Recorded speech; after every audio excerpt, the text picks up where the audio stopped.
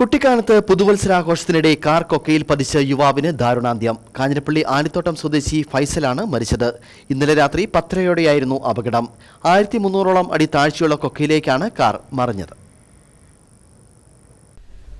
പുതുവത്സരാഘോഷത്തിനായി കാഞ്ഞിരപ്പള്ളിയിൽ നിന്നും എത്തിയ യുവാക്കളുടെ കാറാണ് കുട്ടിക്കാനത്തിന് സമീപം അപകടത്തിൽപ്പെട്ടത്. വാഹനം നിർത്തി മറ്റുള്ളവർ പുറത്തിറങ്ങിയപ്പോൾ ഫൈസൽ കാറിൽ ഇരിക്കുകയായിരുന്നു.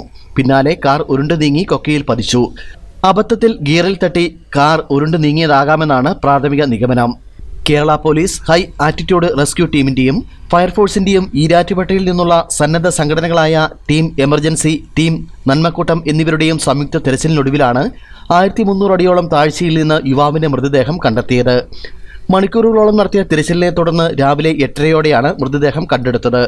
അകാല കൊക്കയിൽ വടം കെട്ടിയിറങ്ങിയ സംഘം ഏറെ നേരത്തെ പരിശ്രമത്തിനൊടുവിലാണ് മൃതദേഹം മുകളിലെത്തിക്കാനായത്. News bureau, Peermade.